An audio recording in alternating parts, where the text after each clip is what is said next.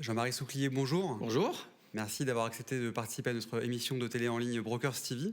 c'est un plaisir. Vous êtes le directeur général de la société Sogenial Immobilier, qui est un acteur très important du marché de l'immobilier tertiaire en France. Est-ce que vous pouvez nous expliquer votre concept, votre patrimoine immobilier, votre plan de développement immobilier? On va commencer par votre concept et votre histoire, s'il vous plaît. Alors Sogel est une société de gestion qui a plus de 40 ans d'expertise immobilière et depuis 2013, on est une société de gestion agréée par l'AMF pour gérer des SCPI au début avec Cœur de Ville, puis Cœur de Région et Cœur d'Europe qu'on a lancé cette année, cette dernière SCPI. L'idée de Sogenial, c'est d'offrir l'ensemble des services d'investissement immobilier dans une petite boutique de gestion. SCPI Cœur de Ville, plutôt spécialisé sur les commerces en centre-ville, partout en France. SCPI Cœur de Région, donc c'est mix avec bureaux et locaux d'activité et commerce. Exactement, oui. Donc, Cœur de Ville, vous l'avez dit, c'est du commerce, centre-ville, périphérie. On achète du commerce et que du commerce. On a un tout petit bout d'habitation parce que des fois, on est obligé d'acheter avec. Cœur de Région, ça va être commerce, bureau, activité, plutôt en région française, en étant sur une stratégie de distribution importante puisqu'on distribue du 6,30 et qu'on revalorise de 1,60 par an, ce qui fait 7,90 de performance. Et on a étendu cette stratégie à l'Europe avec Cœur d'Europe, donc la même stratégie d'investissement commerce, bureau, activité dans les principales métropoles régionales européennes. Votre parc immobilier, combien d'actifs, le montant en encours vous avez à gérer actuellement? Alors on gère aujourd'hui près de 600 millions d'euros qui sont 600 millions répartis. d'euros. Ouais, 600 millions d'euros déjà. On a beaucoup progressé, plus de 50% en quelques mois. Voilà, on a une grosse augmentation de notre activité. On gère 150 actifs à peu près, un peu plus de 150, dont un tiers dans nos SCPI, ce qui est assez important, ce qui montre la croissance de nos SCPI, puisque les deux dernières ont quelques mois, années seulement. Et ce sont nos chevaux de bataille et nos chevaux de développement. On a plus de 300 locataires aujourd'hui répartis dans l'ensemble de ces actifs. Par rapport au segment, la répartition en proportion entre le commerce, le bureau et l'activité? Alors, suivant les fonds, ça va varier, puisqu'une SCPI commerce va avoir beaucoup de commerce et que du commerce. Mais globalement, sur l'ensemble de nos fonds, on a à peu près un peu moins de 50% de bureaux. Et puis le reste se répartit 25% à peu près commerce et 25% activité. Pour parler justement du bureau et même du commerce par rapport à la crise sanitaire, est-ce que vous avez rencontré des problèmes pendant la crise Covid sur de la vacance locative? Alors, on avait évidemment tout était fermé pendant une période. Les gens n'avaient pas le droit d'aller au bureau. La plupart des commerces étaient fermés. Donc, sur ceux qui ont eu des problèmes, des vraies chutes d'activité, puisqu'autant du travail de bureau, on peut le faire à distance, autant du commerce, c'est beaucoup plus compliqué pour beaucoup de choses. Un institut de beauté, on en a un, il ne peut pas faire ses services à distance, il ne peut pas faire du soin à distance. Donc, on a accompagné nos locataires, mais ça a été vraiment ponctuel. Ça a été un accompagnement sur mesure. C'est l'avantage d'une structure plus petite qui est vraiment proche de ses locataires. On a accompagné au cas par cas. On a fait le bon accompagnement dans l'intérêt de nos locataires pour les accompagner et qui tiennent et qui passent la période, et dans l'intérêt de nos porteurs de parts pour protéger nos distributions qui n'ont pas bougé pendant cette période. D'accord. Donc pas trop de sujets de vacances locatives que nous, Réseau Broker ou d'autres cabinets, on pourrait vous aider à commercialiser? Alors, on a toujours un peu de vacances, elle n'est pas forcément liée à ça finalement. Là, il y en a toujours un petit peu parce que c'est la vie d'un fonds immobilier, d'avoir des locataires qui s'en vont, des locataires qui reviennent, des fois il y en a un qui fait faillite. C'est la vie de l'activité française, c'est la vie de la société, c'est la vie du business.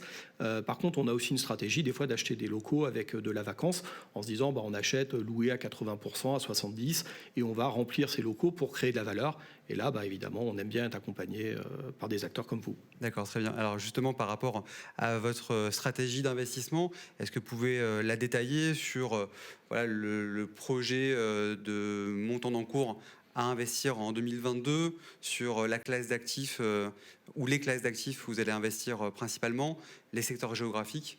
Alors en classe d'actifs, on va rester sur nos fondamentaux, commerce, bureau, activité.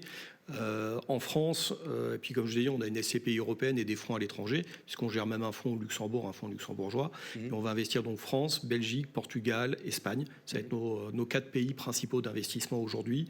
Commerce, bureau, activité sur des montants de 500 000 euros pour les plus petits actifs, surtout commerce sur ces actifs-là, jusqu'à 10-15 millions d'euros pour des actifs d'activité et de bureau, voire des gros actifs de commerce. Donc 500 000 euros, le ticket il est assez bas.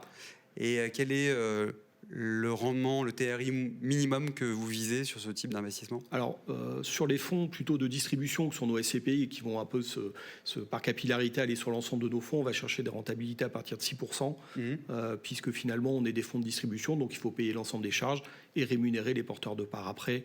Et en dessous de ce taux-là, ça devient compliqué, même si de temps en temps, on le fait pour des beaux actifs, où on sait qu'il y a de la création de valeur ou de la pérennité, on essaye quand même de ne pas descendre en dessous. Donc j'imagine pas trop de mal à collecter, puisque vous avez des rendements qui s'approchent en moyenne de 5-5,5%, c'est ce que vous redistribuez, c'est ça? On a même des rendements supérieurs, puisque notre SCPI commerce rapporte du 5,3% par an.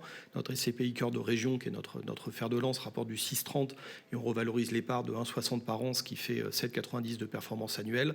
Et on est parti sur notre SCPI cœur d'Europe avec une distribution de 5% net de fiscalité étrangère. Donc les impôts sont payés à l'étranger. Et c'est un revenu net pour le porteur de part, il n'a plus d'impôts à payer en France. Pour les investisseurs, c'est très prometteur. Encore faut-il trouver les actifs qui peuvent permettre d'offrir un couple sécurité-rendement intéressant. Ça, c'est le travail de Sami Fajri, notre responsable investissement, et de ses équipes. Ils ont fait un très bon travail ces dernières années. Puis 2022 sera une belle année, puisque je pense qu'on va investir plus de 100 millions d'euros sur nos SCPI, voire beaucoup plus. Donc ils vont avoir un vrai travail et une vraie recherche et un vrai besoin d'accompagnement de votre réseau et de leurs partenaires. Et des confrères, donc plus de 100 millions d'euros à investir. Ça fait des beaux projets et effectivement, on est ravis de pouvoir vous accompagner dans vos recherches. En ce qui concerne votre actualité, est-ce que justement pour nous expliquer vos acquisitions, est-ce que vous avez des exemples en tête? En commerce, récemment, on a acheté un petit supermarché Diagonal à Montreuil, dans un immeuble tout neuf, dans une banlieue résidentielle de Montreuil. On est vraiment sur l'ADN de la SCPI Cœur de Ville, sur du commerce de proximité, de l'alimentaire. Ça plaît beaucoup aux investisseurs, puisque ce n'est pas un secteur qui a été touché par la crise sanitaire. Ça plaît aux habitants des quartiers, parce qu'ils ont besoin d'un ancrage de commerce de ce genre. Et nous, on a un bel actif en portefeuille pour nos porteurs de parts. Et en ce qui concerne les bureaux, peut-être en région, vous avez fait une acquisition? Au bureau, on investit beaucoup en région, parce que Paris, les rendements ne sont pas assez intéressants et on n'a pas la capacité à créer de la valeur, il faut beaucoup trop d'investissement. Mais en région, par exemple, on a acheté récemment un actif à Saint-Herblain, on a 1700 mètres carrés, dont 1200 de bureaux, le reste en stockage activité. Atelier, on a 100 places de parking et on a surtout un locataire en place, fidèle, engagé sur une longue durée. Et on a également de la réserve foncière. Et là, on va ce qu'on aime bien faire dans nos acquisitions aussi quand on peut, on va aller créer de la valeur supplémentaire, puisqu'on peut construire des bâtiments et on travaille avec notre locataire pour lui faire un clé en main locatif et le réengager sur une longue durée à nos côtés. D'accord, donc vous faites aussi de la promotion? Oui, on fait des opérations de création de valeur quand on peut et on essaye de développer la valeur de nos fonds par l'investissement, parce qu'on dit souvent la marge et le bénéfice se fait la création de valeur à l'acquisition, donc faire une bonne acquisition et puis d'avoir toujours en tête de se dire comment on peut aller créer de la valeur en plus pour augmenter la rentabilité et augmenter la valeur de nos actifs. D'accord, donc Saint-Herblain du côté de Nantes. Exactement. Un autre actif d'actualité C'est notre dernier petit bébé pour Premium Hotel Investment, qui est une société de libre partenariat de remploi fiscal 150 au Béter, accessible à partir de 100 000 euros. On a acheté un hôtel à Combloux, donc juste en face de Megève. On a 32 chambres avec vue sur le Mont Blanc, vue imprenable sur le Mont Blanc, quasiment ski au pied puisque le télésiège est de l'autre côté de la route. Et on va gérer la saison d'hiver là, puisque les gens ont très envie de partir au sport d'hiver, parce que ça fait longtemps qu'ils n'ont pas skié. Et quand on aura géré cette saison, on va fermer l'hôtel, on va faire une extension pour rajouter de 32 à 44 chambres, augmenter le restaurant, la capacité du restaurant, la terrasse, et faire un très très beau boutique hôtel à cet endroit. Donc vous croyez dans l'hôtellerie, vous croyez dans le tourisme? On y croit, les gens sont partis beaucoup en vacances, ont envie de partir. On est sur une clientèle française qui part et on est très confiant. Écoutez, ça fait beaucoup de bien d'entendre des notes très positives et beaucoup d'espoir dans ce marché immobilier d'entreprise. Merci beaucoup d'être venu sur notre plateau. Merci. À bientôt. À bientôt.